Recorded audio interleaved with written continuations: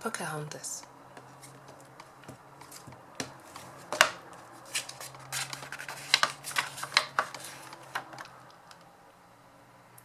The English sailing ship, the Susan Constant, was heading towards the New World, America. The leader of the expedition, Governor John Ratcliffe, stood on deck holding his pampered pug dog, Percy. "There's gold in the New World," Ratcliffe said to himself, "and soon it will all be mine." Nearby stood the brave Captain John Smith. He had been on many exciting voyages before, and was looking forward to the start of a new adventure. Meanwhile, high on a cliff in the New World stood a young Indian girl called Pocahontas, meaning Little Mischief. As always, Miko, an inquisitive raccoon, and Fleet, a tiny humming bird, were nearby. "Hurry! Your father is waiting," called Pocahontas' friend Nakoma from her canoe in the river below. Pocahontas dived into the deep blue water, and the two friends paddled onwards. Back at the Indian village, Pocahontas' father, Chief Powhatan, had some wonderful news for his daughter. "The brave warrior, Kokum, has asked for your hand in marriage," he said. "I will give you the necklace your mother wore at our wedding, so that you may wear it at yours." Pocahontas wanted to obey her father's wishes, but Kokum was so serious.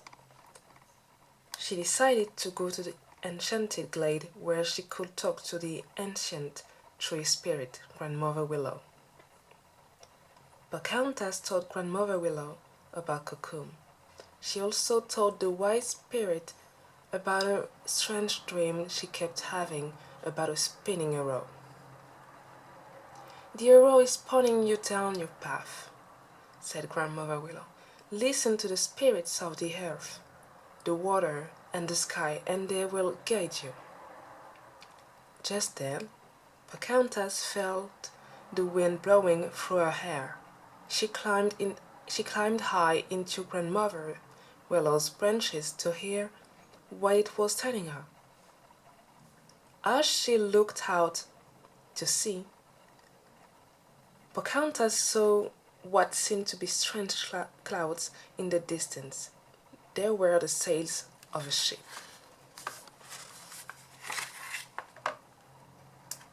Pocahontas leaped down and ran over to a rocky ledge to get a closer look. She saw that the ship had dropped anchor and that men were coming ashore. One was tall and handsome, and he was heading straight towards her. It was John Smith. As Pocahontas watched, the stranger climbed onto the rocky ledge and looked out across the beautiful landscape. Before Pocahontas could stop Miko, he had scampered over to meet the stranger. "Hello, little fellow," Smith said kindly, handing a biscuit to the raccoon. Just then, someone called Smith's name, and he climbed down from the ledge. Pocahontas was left wondering about the mysterious stranger. She decided to follow him to find out more. Later that day, as Smith explored the New World, he came to a sparkling waterfall. On the other side of the cascading water, he saw a young Indian girl, Pocahontas. For a long moment, neither he nor Pocahontas moved. They stared at each other and knew they were falling in love. That afternoon, Pocahontas taught Smith a few words of her language. Smith had thought that the Indians would be savages, but meeting Pocahontas changed his mind. He learned that her people loved the land and lived in harmony with it. While they talked, Miko nuzzled through Smith's bag looking for another biscuit. Instead, he found Smith's compass, which he carried off to a nearby tree. He would find a hiding place for this little treasure.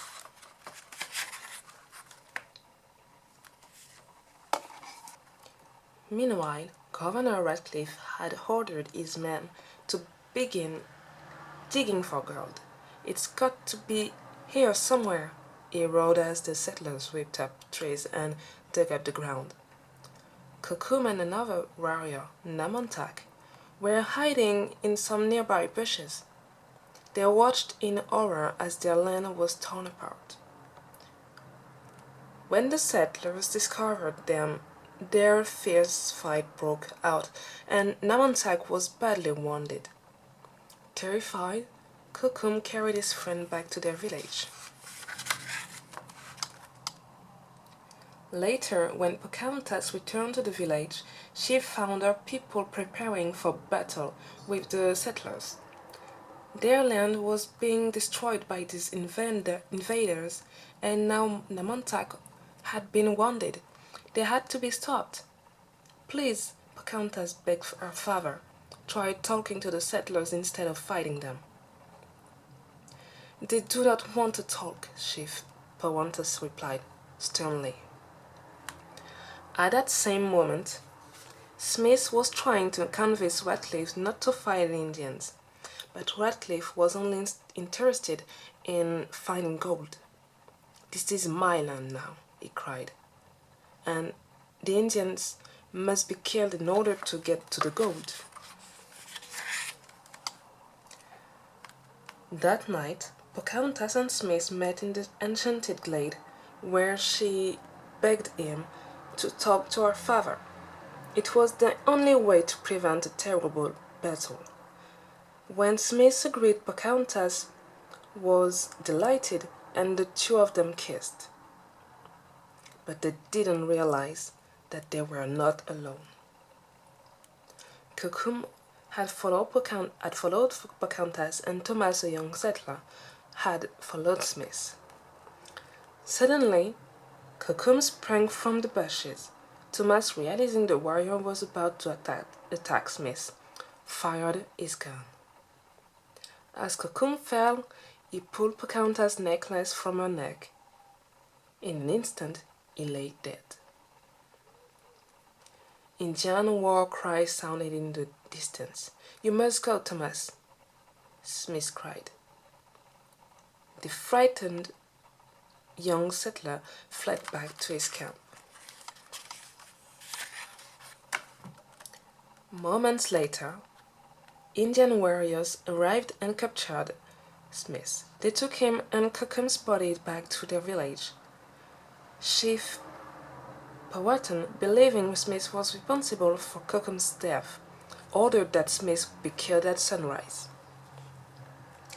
Later, Pocahontas managed to sneak into the hut where Smith was being held prisoner. "I'm so sorry," she wept. If we had never met, none of this would have happened. But I can't leave you now." "You never will," Smith assured her. "No matter what happens to me, I'll always be with you in my heart forever."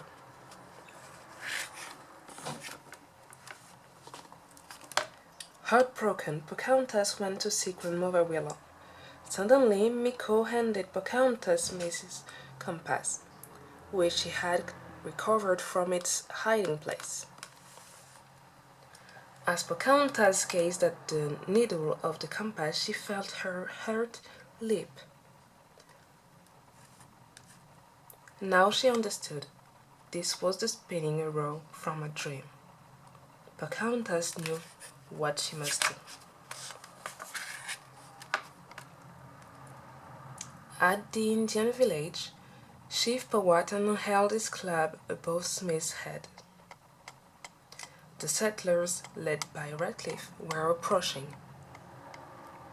"Stop!" cried Pocahontas, racing forward and throwing herself across Smith's body to protect him. "If you kill him, you will have to kill me too. Look where hatred has brought us, she said. Chief Powhatan suddenly realized his daughter was speaking the truth and ordered Smith's release. As the Indians lowered their weapons, Ratcliffe saw his chance. "Fire!" he cried.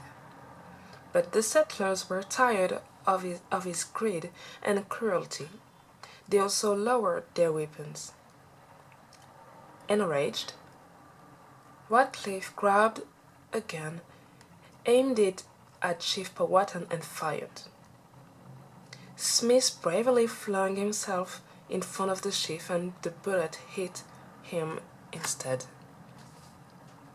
The angry settlers surrounded Ratcliffe. They bound him in chains and marched him back to the Susan Constant. A few days later, the Susan Constant was ready to set sail. The wounded Smith lay on a stretcher while Pocahontas knelt beside him. She was wearing her mother's necklace that Percy and Miko had found in the wood. Smith had to return to England if he was to survive. "I can't leave you here," he said. "You never will," Pocahontas replied, reminding him of his own words. "I will always be with you in my heart forever." Pocahontas and John Smith had shown that different peoples could live together in peace, and she knew that she must stay to try and keep this new-found friendship and understanding alive. At last, for Pocahontas had found her one true path.